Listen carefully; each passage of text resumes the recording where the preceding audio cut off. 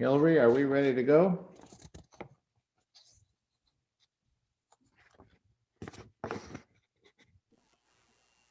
Thanks for asking, Board Chair. Yes, I believe we're just waiting for one more subject matter expert to join us, but we do have all of our public testimony providers and all of our board members. So we're ready when you are. Okay, who are we missing? We're just waiting for one more call-in for our Department of Justice representative. Okay, very good. Welcome everyone to the July 12th, 2021 Board of Forestry special meeting. We are live streaming this meeting on YouTube, and to make sure our viewers online can follow along with today's meeting, I'll review some meeting best practices to keep us on track.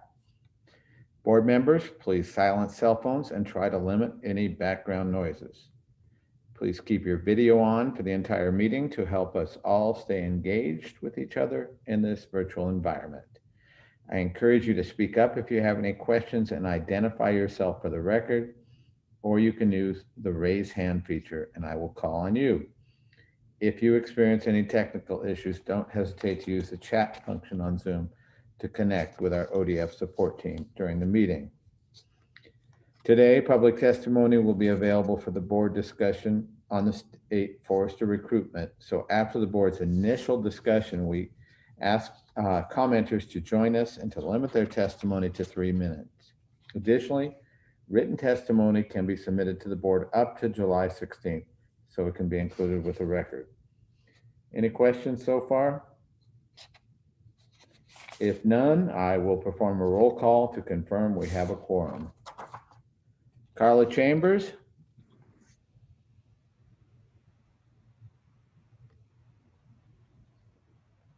Carla Chambers, are you there or are you muted?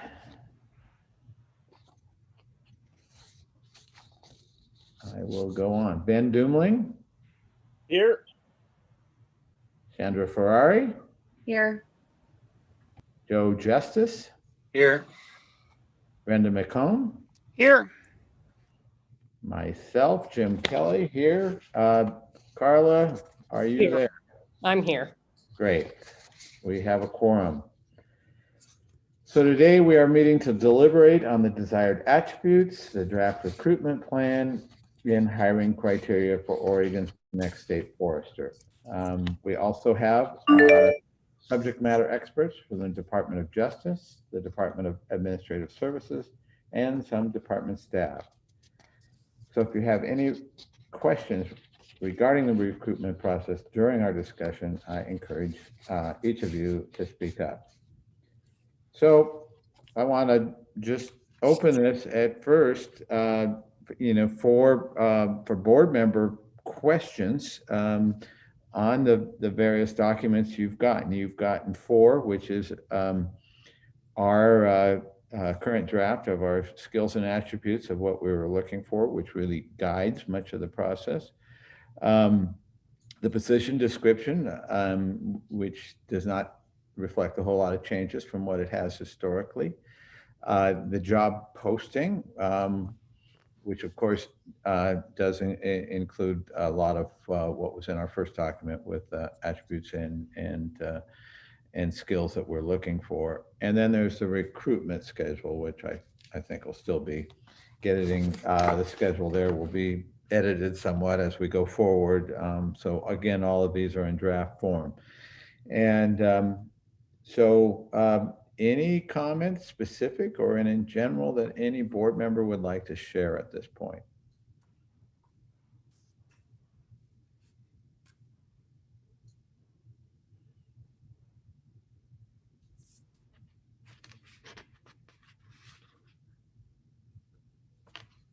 Don't all jump in at once. Oh, Jim, this is Joe. I'll jump in. Break the silence. Thank you, Joe. Really appreciate I really appreciate how you capture the skills and attributes in the document. Got my feedback. I appreciate that, Jim. I wasn't at the last board meeting, and I watched the discussion. I appreciated the discussion by the other board members, and I'm generally very happy with the document that we've produced. I just want to say that. Interested in what the public comments will be.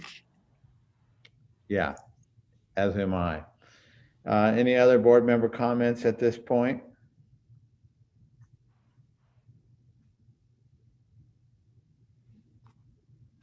Chair Kelly, I have a quick question. Sure. I was just wondering, when we had conversations earlier, we had talked about John looking over the materials and maybe giving us advice and feedback on how to make sure they were structured in a way to capture the largest pool possible and diverse candidates. And has that been able to occur on these materials yet, or is that a subsequent part of this? I think there's been quite a bit of back and forth, much of it specific to that between Trish and myself and John, and I would invite John to comment at this point to that end. So I think again, everything's in draft form, but I think that we've been pretty mindful of that. John, any comment at this point? I agree with you, Chair Kelly. I think after this meeting, we'll have a better idea of which direction we're going to go in regards to diversity. I've been given a few organizations and have reached out to a few while we've been waiting for this to really attack where we're going to go. Okay. Great, thank you. And yeah, and I just wanted to echo what Joe said. I really appreciate the materials and incorporate our feedback into them. I think as well.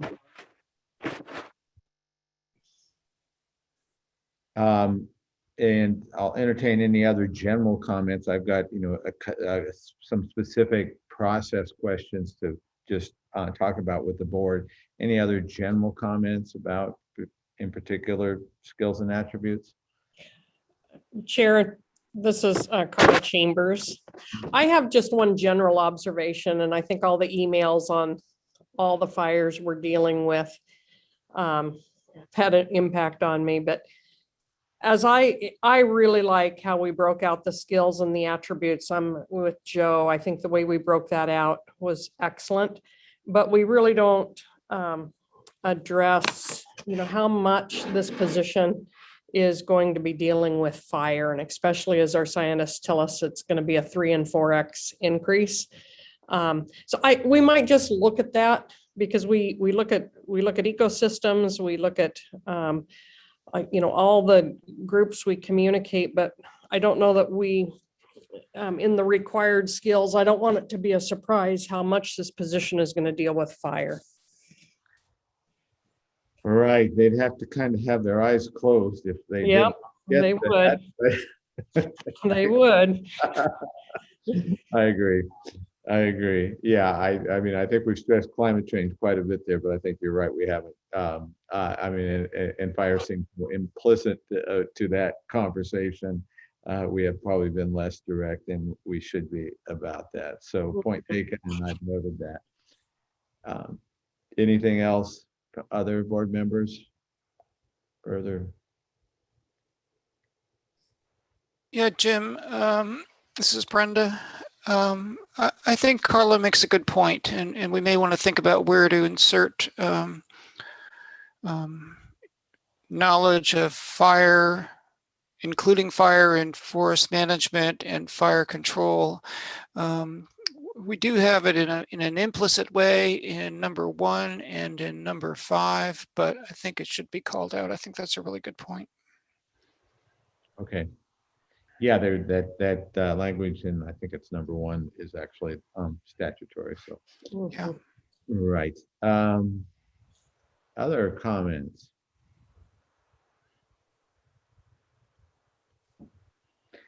We can always circle back to other general comments, but I am going to ask a few questions of the board. I have gotten some advice so far when we get through this to the point where we have had at the end of this open period for applicants, where we are going to have John first reviewing what may be quite a few applications for this job, and then we'll have a process that will bring that down to a list of semifinalists. How big that list is up to us, and I'd like to get feedback on that. I asked John what he thought was typical, and he says he's seen a total of 15 is not an unusual number of semifinalists. And I think you, correct me if I'm wrong here, John, I think you said that, it would be kind of typical maybe to have 10 that are from outside the organization and five within. Now, none of that would be hard and fast, obviously. But to give you all an idea, I think what John also gave me was the typical process would be a Zoom type meeting with each semifinalist. John was suggesting typically for semifinalists that would be meetings of about 45 minutes in length. All of you expressed an interest in being all present for that process. So I just wanted to, get an idea that everybody is, what their feedback would be on that number of semifinalists. Finalists typically is 3, by the way. And of course, it would be a much deeper, bigger, longer process at that point. And I'm assuming, John, if we have, say, 15 semifinalists, each of our meetings would have to be an executive session. So since it would be all of us, or at least a quorum, that we would probably be able to group those into where we're interviewing maybe 3 or 4 people in a meeting, I would hope, or and not have to have too many meetings. Thoughts on those questions that I posed? These are just process questions here, but what's it sound like to folks?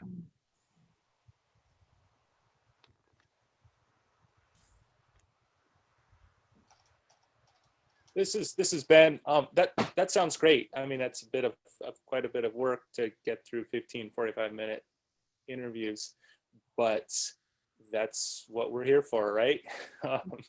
Right. So I would be rather more engaged than less engaged. So that's definitely sounds amenable to me. Absolutely. Great. Now, Chair Kelly, if I may. You bet. All right. Well, I want to make sure that everyone understands the tool that we use for those interviews. It's called VidCruiter, and I don't believe that an executive session would be necessary because you all would be able to log in and rate the candidates to where you wouldn't be all together. First of all, you can't be all together, but you'll each rate, and you wouldn't have to be, as long as you can log in, then you should be okay. But getting through, say those 15 really wouldn't take as much time as you may think, Ben. I mean, from rating and the questions that are being posed to them. So John, this is Joe. I did this with the area. This is what they did with the area director. I think I was Okay. a part of that. Yeah. And so they're basically interview questions are asked to the candidates. They record them, they record their answers, and then you will log and and that was a really great tool. I mean, you Excellent. rate. Yeah, I did that. And I was very impressed with that. It was really effective with time. You can do it kind of on your own pay in the evening. You can do a few, you're going to get a bunch of links. I think it's links to a website to look at all the various candidates. And I did that with the area director, and it worked really well. Excellent. Very handy to do from a time management standpoint, which I appreciate. Okay. Yeah. Obviously, some of this is news to me, as you can probably all tell. I'm sure that Hillary and all of us, if we can avoid a bunch of executive sessions and the hoopla that goes with that, we would love that. So as long as what you're representing in the DOJ says that's fine, then I'm good. Any comments? Do we have Annika with us? Yes, you do, Chair Kelly, and I'm sure DOJ will take a look at this. But what it sounds like is that it's not actually a live. There aren't board members asking the questions live. It sounds like there is an interviewee and an interviewer, and you are actually accessing a database to review it and make your own determinations after watching that. So that doesn't sound like a meeting at all, but we will take a look at that and confirm for you as well. Thank you. Okay. Further, yeah. Hi, this is Sylvia. Sorry, this is Sylvia Van Dyke from DOJ. I just want to second what Annika said. We've seen other boards use these, or I've seen other boards use these, and they probably shouldn't count as meetings just because you really are not viewing things contemporaneously. Great. Brenda? Yeah, thanks. First of all, I'm all in to review these. That's not an issue. But what is the outcome of reviewing these 15 or so interview questions? Are we then identifying 1, 2, 3 people that would come in for a live face-to-face interview? The typical, again, this is a process that we control, and so the numbers and all are up to us. But as I have learned it, the typical process is this is all to determine who the finalists are, and typically we would be then looking more extensively in an interview process that I would certainly want it to be face to face with typically 3 candidates, 3 finalists. Yeah. Hey Jim, I would assume that we would get together following all these interviews, these 15 of them, and we would get together in an executive session and discuss the pool we wanted to bring back. Would that be the process, John? John? That is correct. At that point, you would come together and have some dialogue regarding the candidates themselves. And then your face-to-face could actually occur at that point. Your panels, stakeholders, that's when that would come in. But to narrow that down, that's where VidCruiter would be a very important tool. Okay. I have a question about for those of you, maybe Joe can chime in, for who've used VidCruiter before, one of the things that I like about interviews is the sort of give and take, the follow-up questions, things like that. How is one person, like, would our Chair Kelly be conducting the interview and then we would all watch it, or are this like just pre-recorded questions, or how does that actually unfold? The candidate will actually receive an interview after the minimum qualifications, desired attributes. Once those are met, then I will send out an actual invite, and they'll have an opportunity to answer a series of questions that you have come together with. Each candidate will answer those questions, but each of you can rate them individually. You don't have to do it at the same time. And then once everyone has completed it, then you come together, and those rankings will determine who moves on to the next phase. Does that make sense, Ben? Absolutely. Thanks. Sure. If I could, John, so that's a little bit different, I think, than what I understood a few minutes ago. So it's the rankings of the 15 summarized over all of the board members that determines who comes in for a face-to-face, or is it the result of a discussion in executive session that the board members have to determine who comes in for face-to-face? I think I heard a little bit of both, and what Yeah. again, I'll be corrected here, but I believe we would each individually do the ranking, but then with that information all collected, we would have an executive session meeting and have with each other a Okay.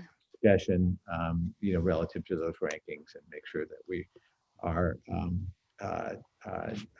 that we can collectively choose our finalists.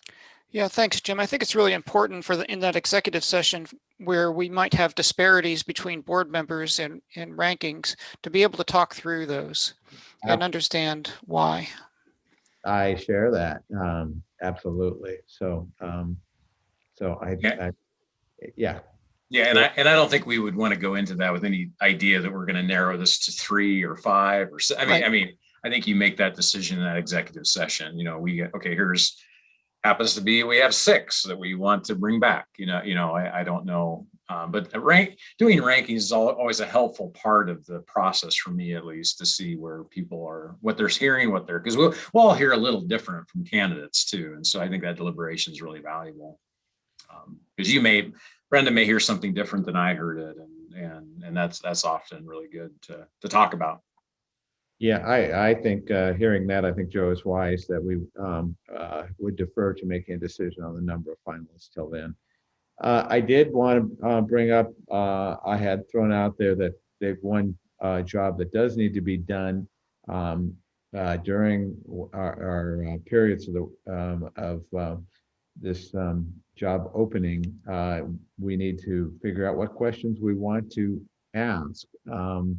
And I felt that would probably be best handled by a subcommittee. Is everybody comfortable with that? And if so, how many volunteers would I have for that subcommittee? Chair Kelly, can I ask a question on that? Is the subcommittee going to be drafting questions that would then come back to the full group, or are we complete delegation of questions to the committee? I think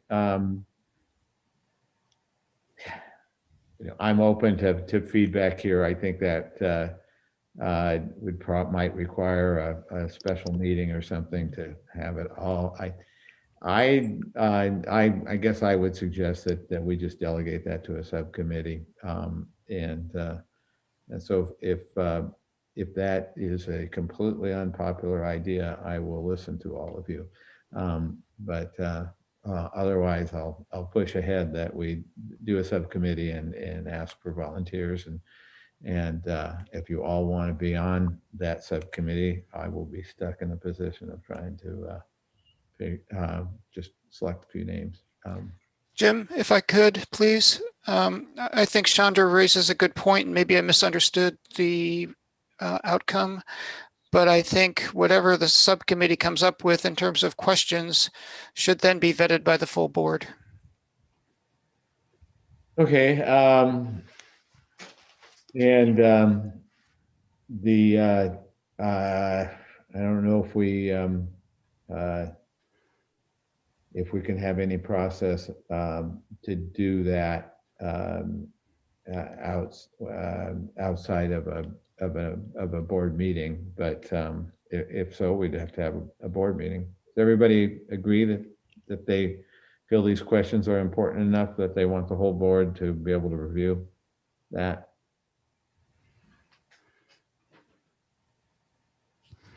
This is Ben. I'm a little ambivalent on this. I feel like this is not where my area of expertise lies in interview questions. So I'm happy to delegate that. I would like to probably provide a slight bit of input if I read a set of questions and maybe provided minimal input. So a brief board meeting at the end, special meeting after the questions, I would be fine with. Okay. But from my perspective, I think that could be kept fairly brief.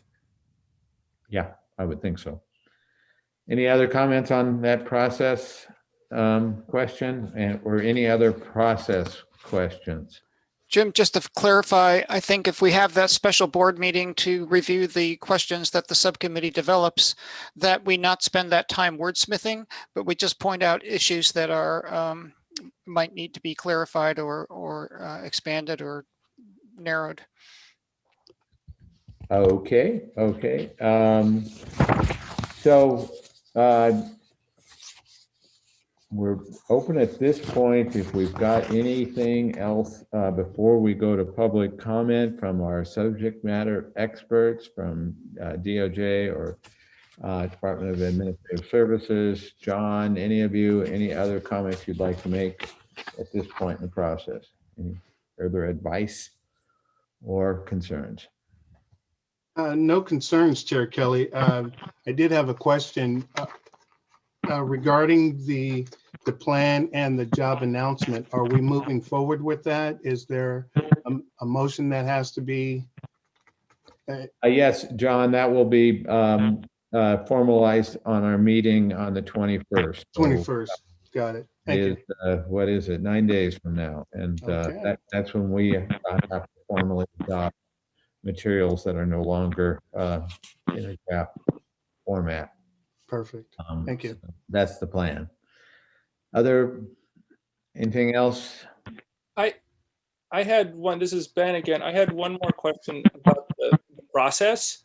And I noticed in the recruitment plan, there is LinkedIn and various job sites were sort of listed as options. And there was sort of a placeholder question at the bottom of, do we spend money on those job sites or not? And maybe we're getting into the weeds a little bit, but I wanted to just throw out there that I think we need to do whatever it takes to get as large a pool as possible. And if that includes spending a little bit of money, I would be all for that. John, I'm sure, knows a lot better how to recruit these candidates than I do, but I would look like there was a question and I wanted to answer that from my perspective. The answer would be yes. Okay. Well, Chair Kelly has provided a list, and I've added to that list as well some other organizations, state and federal. So I will be sharing that with Chair Kelly. If we do not have to pay for sites, I mean, so far I've been given the green light to post on these sites, so that's a plus. It's just quite a bit of competition at this point because there are there's a few forester positions that are open on the West Coast. So just to keep that in mind. So Ben, I would just comment that I share the same goal to reach out as much as possible. I believe can be corrected here, but I believe that we would be able to, if it's necessary, to do some paid advertising that that those funds will be available to us. So I don't think that's a limitation, but that's my understanding to date. So we'll just see if any opportunities but present themselves. Chair Kelly, can I ask one more quick question of John on the process? I guess I was just wondering with the first cut that you do, and it sounds like it's a minimum qualification cut. And if that includes more than 15, it seems like we were trying to shoot for 15. Is that what we all agreed on? I just wanted to clarify that. And then what if you have more than 15, or do we have some sort of scoring that goes along with that where you? Regarding the minimum qualifications, I'm really hoping for more. It could be 100. It could be 5. It's just that the veterans preference, there's many factors involved, but I think that was just being used as an example. Okay. But whomever applies certainly will go through the same process. And at the end of that though, is that what we're trying to get down to, where we're, I guess the part of the process where we're going to observe the video interviews? Are we trying to get to 15? No. Okay. So No. So we're going to have whoever meets minimum qualifications, we're going to have interview, that first stab interview for that we will watch. Well, minimum qualification, desired attributes, and required. Right. Yes. So, okay. So whoever makes that cut, we're watching the interview for that. That's right. That's okay. Right. Got it. So just to be clear, Chandra, what's happening there is, John will be making some of those judgments, but these applications are ours, and there's been interest before, and there certainly is on my part, that we want to make sure that no application, gets rejected, that board members would second guess that. We have an opportunity in this process to have any of us look at all these applications and be able to interact with John as to whether or not they should be part of that cut or not. Okay, so we will have access to all the applications, and then we'll be able to have a conversation with John if we notice a particular application doesn't make the cut we want to know why. Right. I'll provide a list of all the candidates. It'll be broken down, veterans, those that have met the minimum qualifications, and they'll be ranked with a summary of why they're ranked. You may not agree with it, you may agree with it, but no one will be disqualified out. If they do not meet the minimum qualifications, they'll still be on the list, but you'll see all of the candidates. Got it. Thank you. Sure. By the way, Bill Herbert just sent me a text that if we will have dollars for any advertising that we need to do. Okay, so Chair Kelly, two quick observations. One is just a reminder, we want this pool as deep as possible. So more John is better than less. I'm, in a major search I was involved in San Francisco, we interviewed 19 people, across the country. And our goal here is to find the absolute best. So I think, Chandra, I liked your question, because I think we're looking for a deep qualified pool here for a very important position. On a search I was involved in for the Ford Family Foundation in Roseburg, it was essential in that search that we said, we don't want anybody surprised this is in Roseburg, Oregon, and they need to leave here or live here and be at the office. And I guess this kind of reminds me that there may be some essentials here that we don't want to waste our time with really precious time and, interviewing. This is in Salem, Oregon, and it's, I think Chairman Kelly, there's probably some essential minimums that we want to be sure that we are well communicated. And have we thought about that list and who's going to communicate that? I think, these materials to a great degree create this. And I think John has a lot of experience in exactly what you're talking about to make sure that that candidates are vetted for, oh my God, would you be okay living in Salem, Oregon? Mm, John, any comments? I've gotten the impression that your experience will help us a lot through answering what Carla's bringing up here. Absolutely.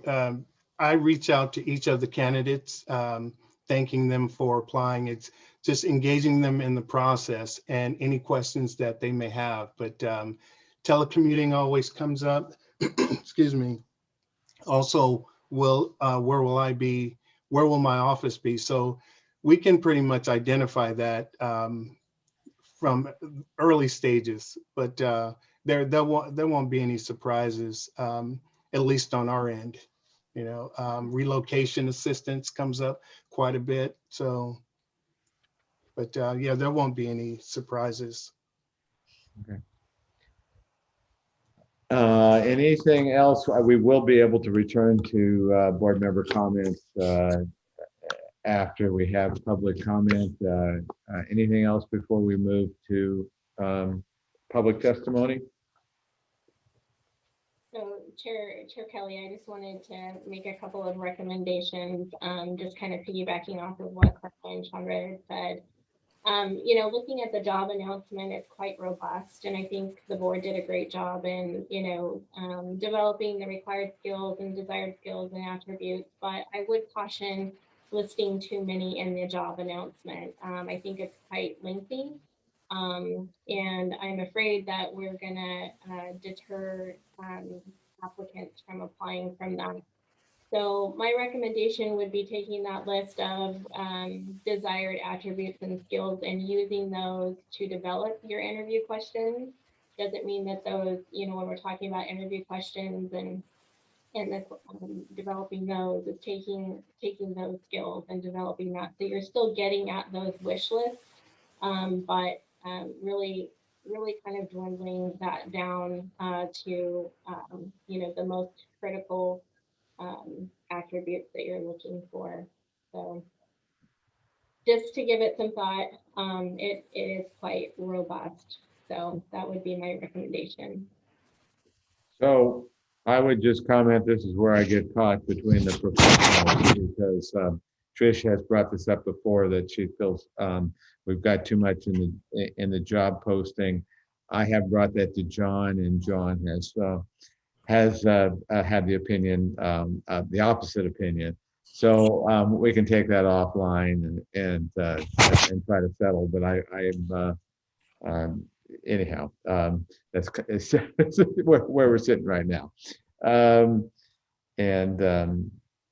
Okay, anything else? Any other comments? Thank you for that, Trish. All right, Hillary, do we have anyone signed up to provide testimony today?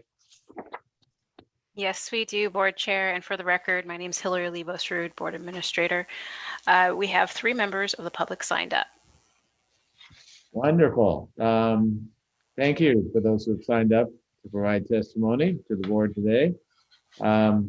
We ask that everyone in the Zoom queue not exceed their allocated time of 3 minutes.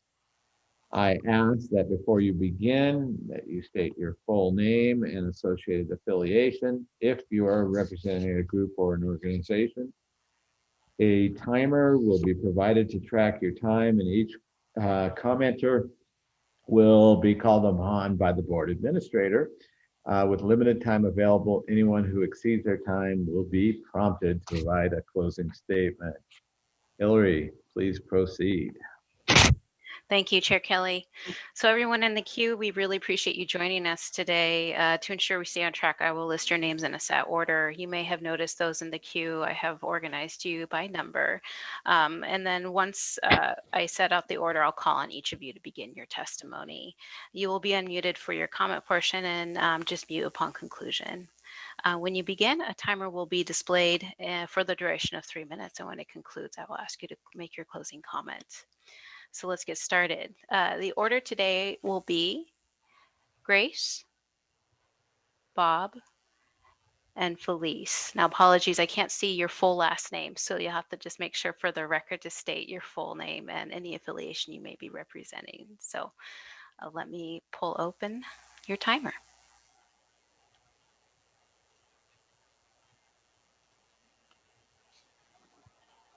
I good to go? One moment. Not yet? Okay.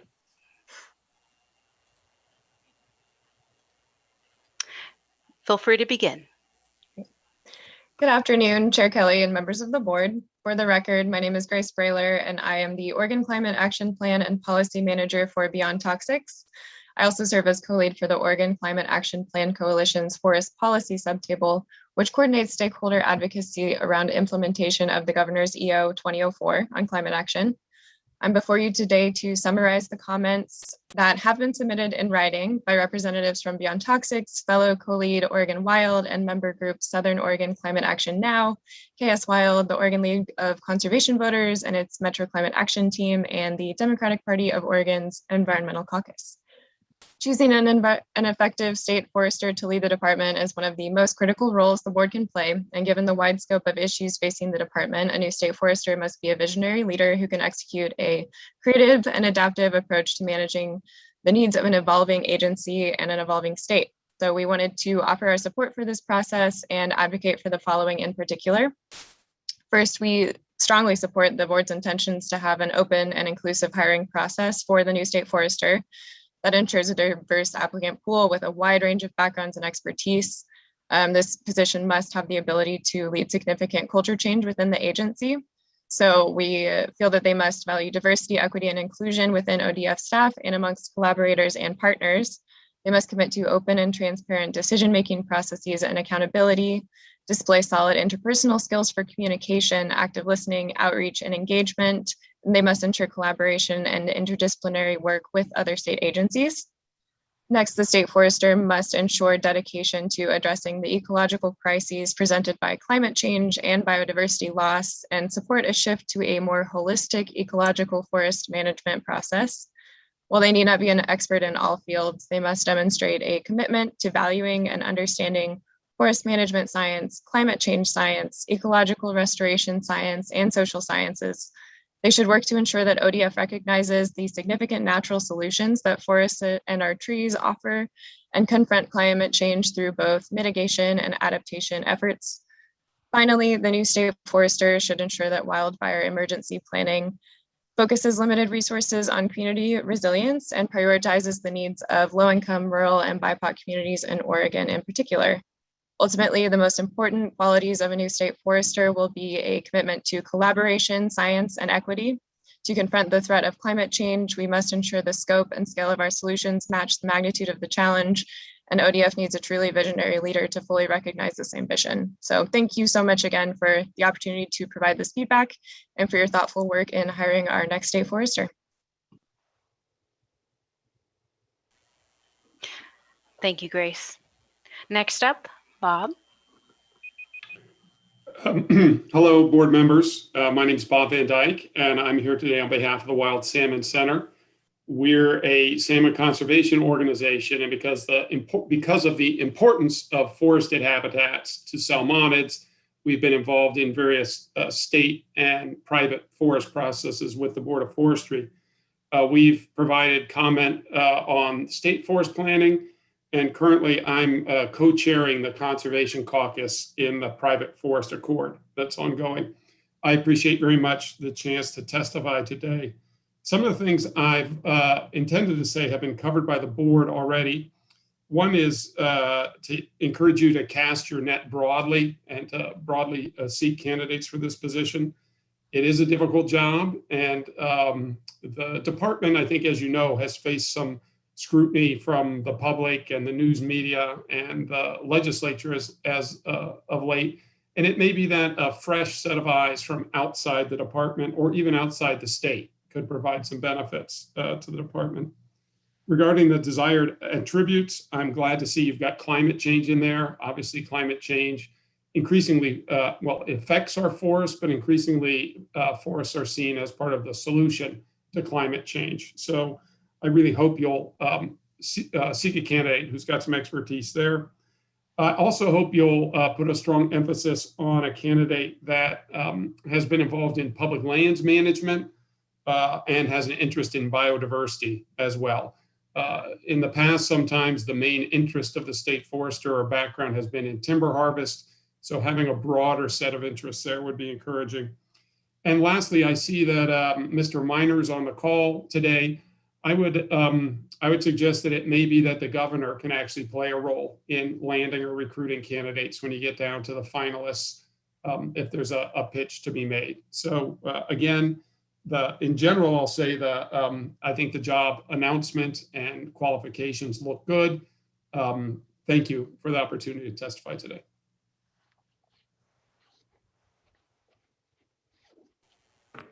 Thank you, Bob. Last up, Felice. Good afternoon, Chair Kelly and the Board of Forestry. Thank you for the opportunity to testify today regarding the important task of finding a new leader for the Oregon Department of Forestry.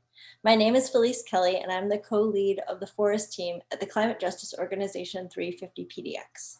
We are motivated to weigh in on this matter because we see Oregon's forests as a key part of mitigating climate change and preserving biodiversity in the face of the climate emergency that is unfolding now. I really appreciate all of the thought and work that has gone into this job announcement and how broad the board's lens is. And I encourage you to continue to look perhaps beyond kind of traditional, narrowly defined forestry.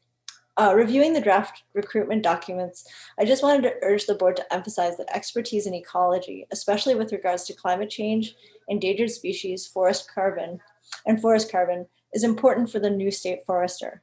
Currently, these topics only appear in the desired attributes section, and I worry that that doesn't convey how essential it is that the new state forester come prepared to lead at the intersection of climate change and forestry. Perhaps you would not consider viewing the forest through an ecological lens to be a skill, so it wouldn't be in the required skill section. Unfortunately, there's no required attribute sections, which seems like it'll make it harder for candidates with the necessary background knowledge to rise to the top of the list, as the process has been described in this meeting. Would the board consider adding required attributes, or consider how to ensure that forest climate leaders understand that they need to be within our pool of desired candidates? Finally, with regard to board member comments on ensuring that candidates understand the importance of fire in ODF's work, I just hope that that requirement be presented within the framework of fire ecology, community safety, and using fire in forest management, so that candidates don't interpret it as simply a firefighting and fire suppression mission within the department. Thank you again for your time and consideration and for all the work that I know will go into this process.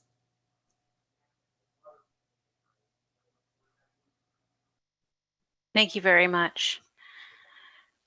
Chair Kelly, members of the board, all testimony providers are all welcome to stay in the Zoom meeting. So however, we just ask that you remain muted and disengage your video for the remainder of this item unless called upon. So I'm going to stop share.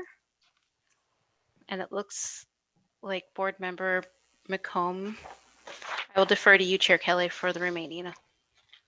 Okay, thank you very much for providing input, all those who did so. We appreciate it. And so just want to circle back and any thoughts based on the public comment with board members first? Yeah, Jim, if I could please. I thought Felice made a good point. It's one that I didn't pick up on when I reviewed the materials. And that is that we do have desired attributes, but we don't have required attributes. And so I'm just wondering, is that something that is somewhat cut in stone in these kind of documents, or can we separate out required attributes from desired attributes? You know, we get into a bit of a semantic circle go round on this, and some of this has been discussed previously. You know, it gets a little loosey-goosey in terms of what exactly, when you start down through lists of this, what's a skill, and what's an attribute, and I think my only thought on that is that when you say required attribute, that's exclusionary.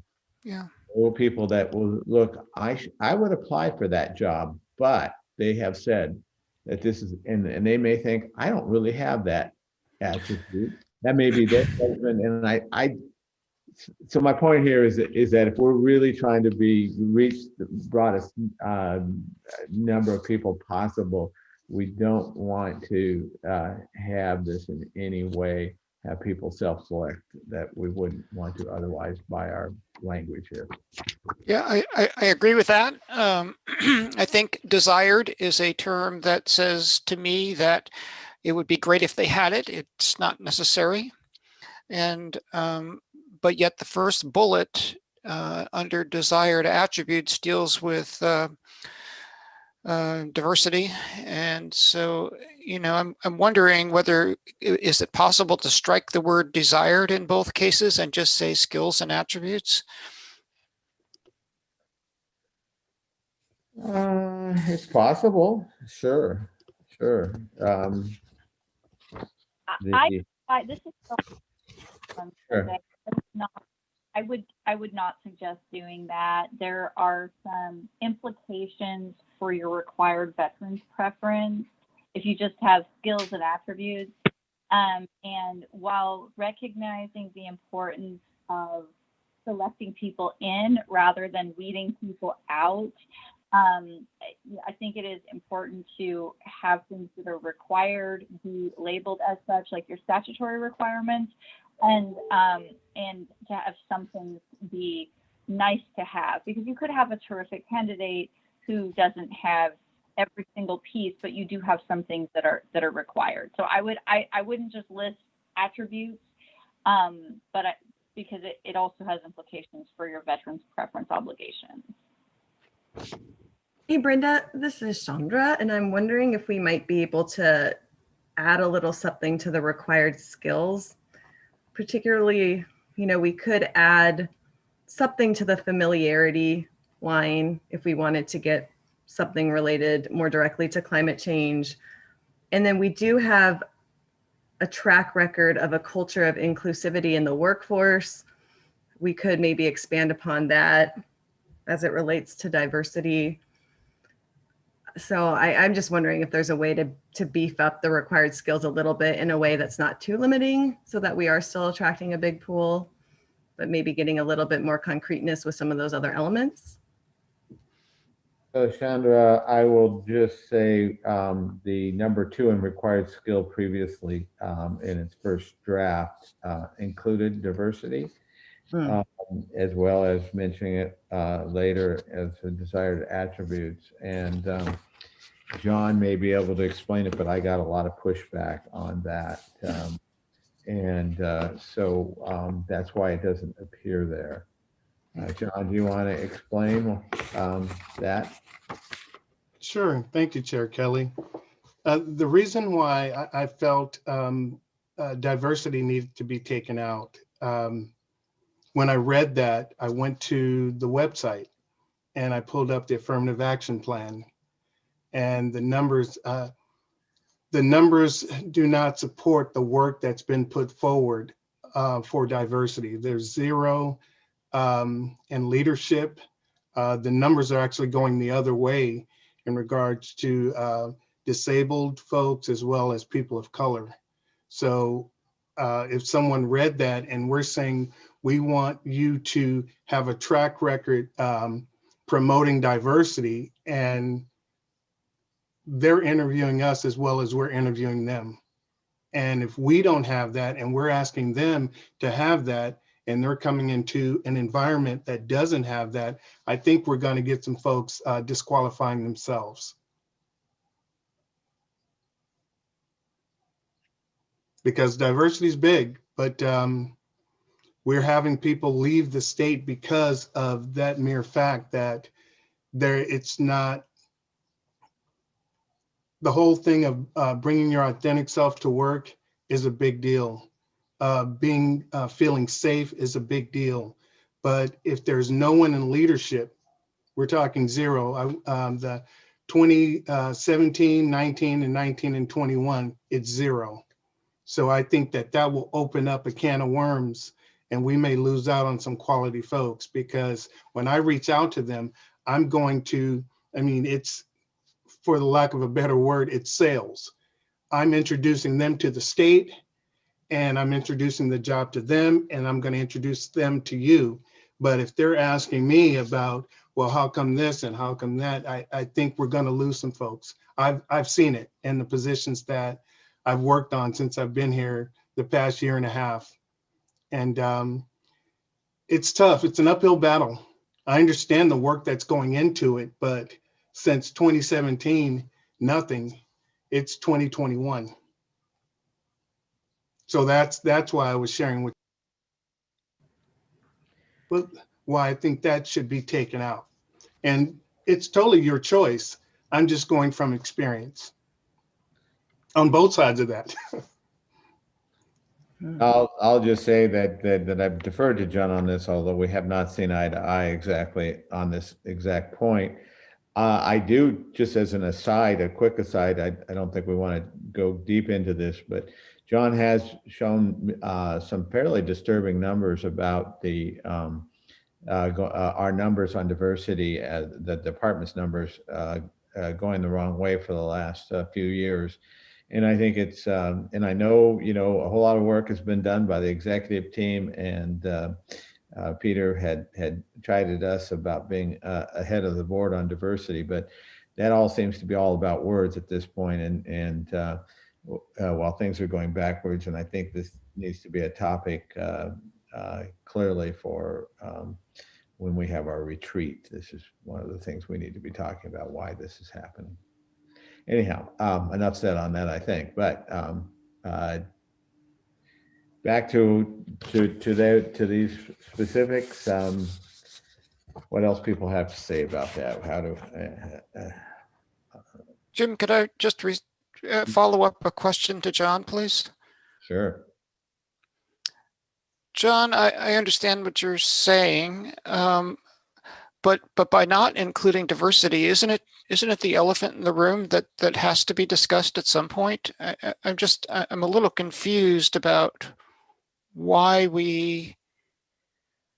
I mean, obviously, whether it's ODF or many other agencies or institutions in the state, we're not doing very well.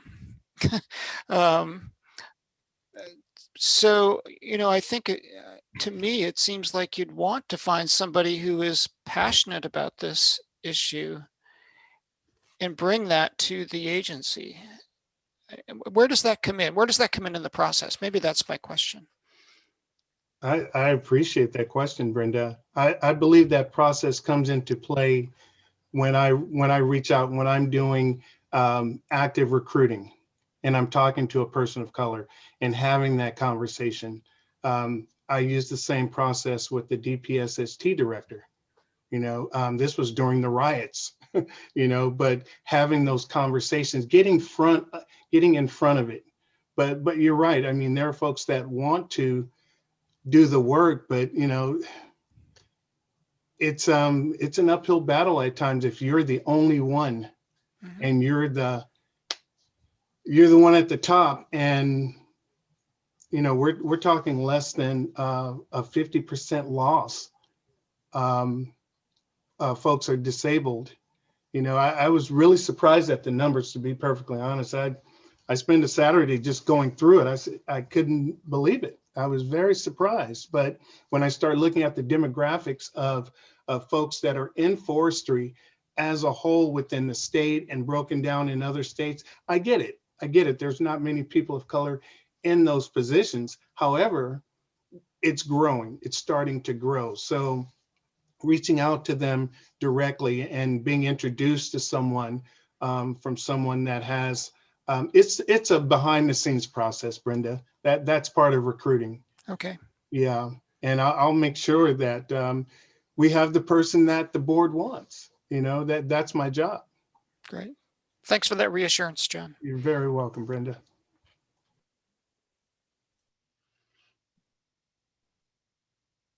Other board comments? Would I be correct that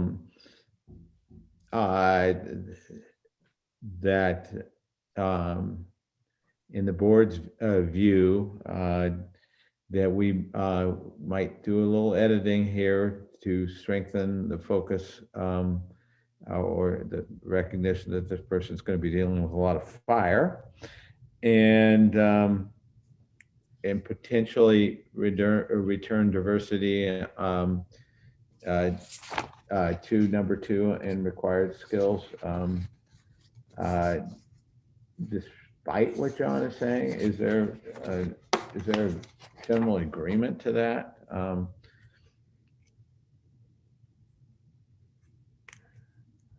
Or active disagreement? After listening to John's explanation, I'm fine with leaving it the way it is, as long as well, clearly he will deal with this when he's talking with people one-on-one. So I'm okay with the language as it is. I think when we interview people face-to-face, that'll give us all a chance to dig into that issue a bit more. Relative to fire, my suggestion would be similar to what one of the people who testified suggested, and that is familiarity with fire management and fire ecology. So it kind of covers the full spectrum of some of the issues that they're going to we'll have to deal with. Okay. Yeah, and Jim, I don't disagree with Brenda. And I'm comfortable with the language as it is. I think we should take John's recommendation on that. Okay. Chandra, you first brought it up. Are you okay leaving it? Yeah, no, after John's explanation, it makes sense to me, although I do think more discussion at some point at our retreat just about the broader issue is certainly warranted, because that's concerning at a deeper level. And then I just wanted to circle back. One of the commenters, we were talking about, wanting to strengthen some of the language around climate change as far as it being a required skill, or that didn't really fit there. But I'm just wondering about including something about climate change in the familiarity piece, if that makes sense. I know if we're adding fire there too, then maybe we're getting too many things in that line, but it's a possibility for an addition.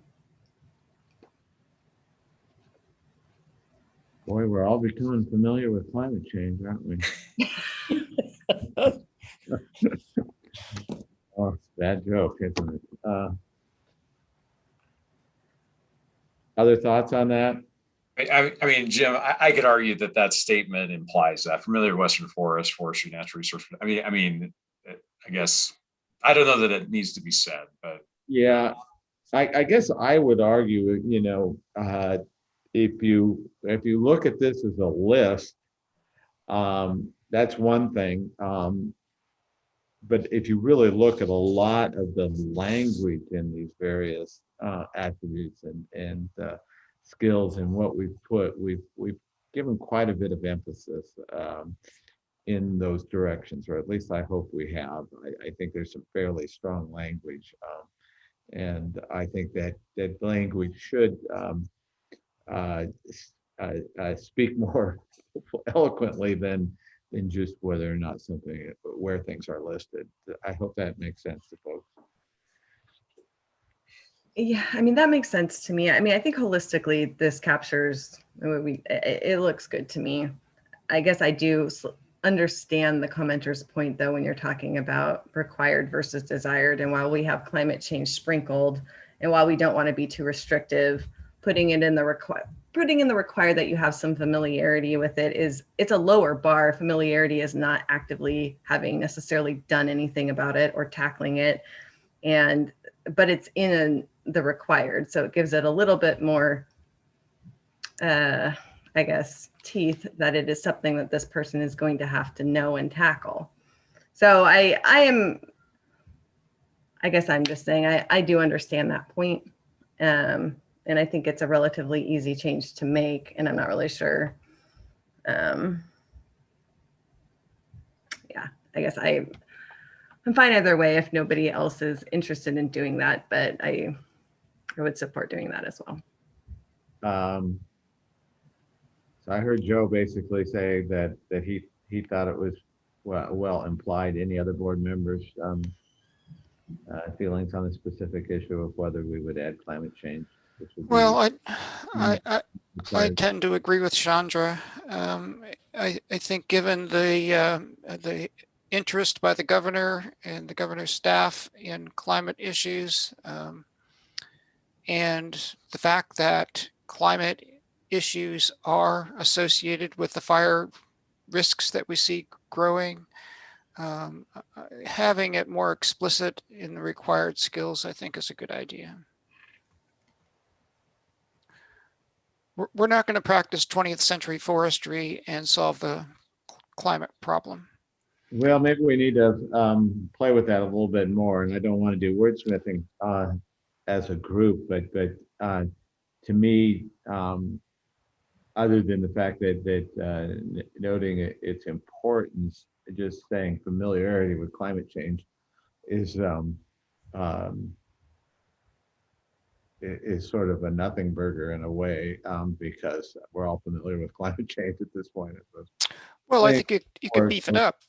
I think it would have to be beefed up a bit or listed separately. Does that make sense to people? I'm fine beefing it up. Okay. I was trying to do something simple if folks didn't want to take the time to wordsmith, but I'm perfectly fine wordsmithing a little bit and beefing it up. Okay. This is Ben. I just had one follow-up thought. I think some of this, in a way, almost fits better in the job description than the skills and attributes. I feel like in the skills and attributes, we're looking for a leader and an executive and someone who can put a lot of moving parts together and keep the ship in the right direction. And I'm looking down here in the job description part, and there's this interesting, under the description of duties, there's a 100% box at the bottom, which lists a lot of these things, and I think could be beefed up a little bit to really sort of very clearly describe, sort of with some bullet points, fire, climate change, et cetera, the really high level skills that are tasks with which this position is going to need to deal with.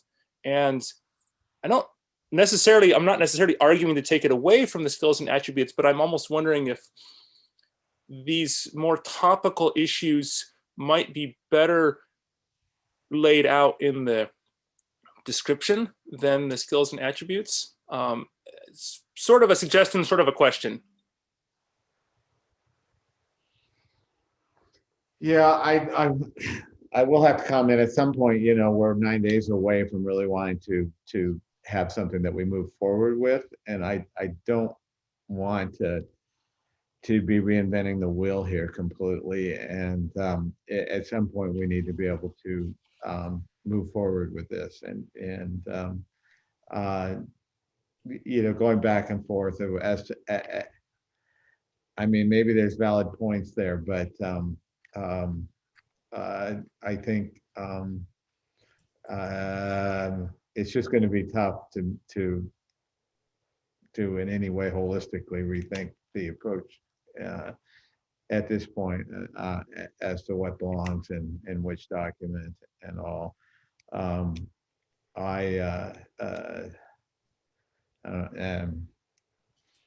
don't know what else to say on that, but I hope that makes sense.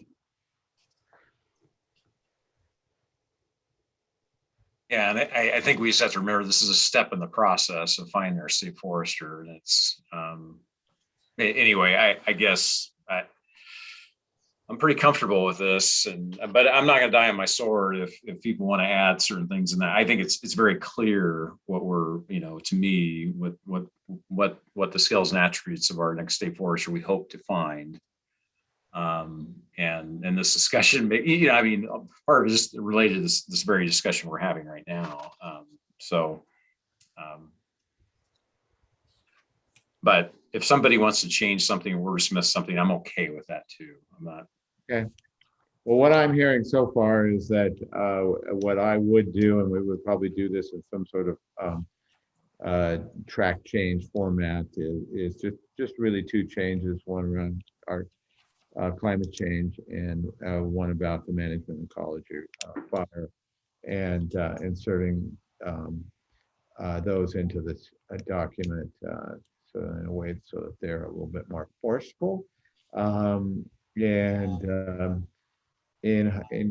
I think what we'll do is we'll, the next step will be taking, what's come out of our conversation at the end of this today and making those edits, circulating it to the board.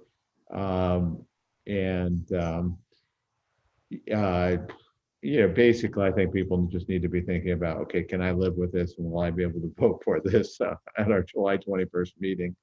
And we can't make decisions on it outside of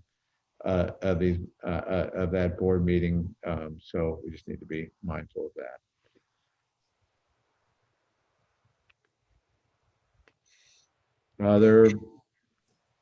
Other thoughts? Anything else we're missing? Anything else from our subject matter experts? DOJ, DAS.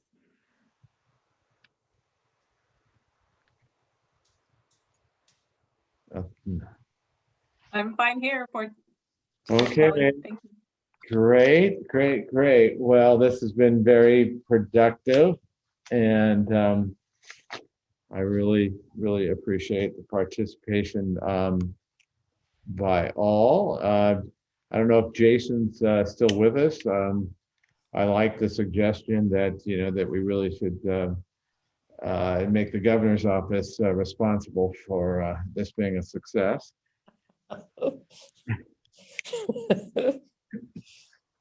I'm thinking Jason is no longer with us, or he might be chiming in.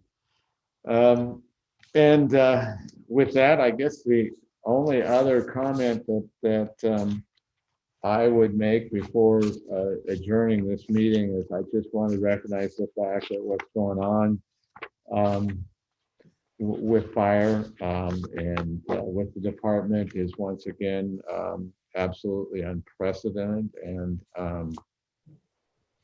I think we all just need to be thinking about all those folks every day and hoping for their safety and well-being. It's really critical, and all those folks in the department are under a tremendous amount of stress, and we all need, I think we as board members all need to continue to be very mindful of what's going on. And it's very frustrating, very frustrating to have this all happening, this kind of fire season happening at the same time where we have so much on our plates. So we wish them all well. Jim, could I ask a quick question before we adjourn? You bet. So once these documents are finalized and voted on in 9 days, will we each be free to start recruiting people ourselves, or is there some organization level process that we need to follow? I think I will let John answer that. My guess is that we are each free to do that, but I think that we need to figure out what the coordination process is. Right. And I have specifically asked that John be reaching out to people like yourself, Brenda, in terms of professional organizations and identifying the widest connections, as well as the dean of the forestry program there as well. So just we're as I have noted in emails, I think everybody we're counting on both everyone within the executive staff and the board to be trying to make sure that John has every available connection that anyone can think of in terms of his outreach. Absolutely. You've all been deputized as recruiters. So we're going to make this a collective effort. And once it's posted internally and externally, then we can reach out to everyone. But all of you expect to receive a call from me, because I want to partner with every single one of you to where we can narrow this down. Thank you, John. Absolutely. Looking forward. Okay, anything else? Anybody else? No last minute? All right, with that, in that case, I will adjourn this meeting of the special meeting of the Board of Forestry. Thank you all for participating. Bye.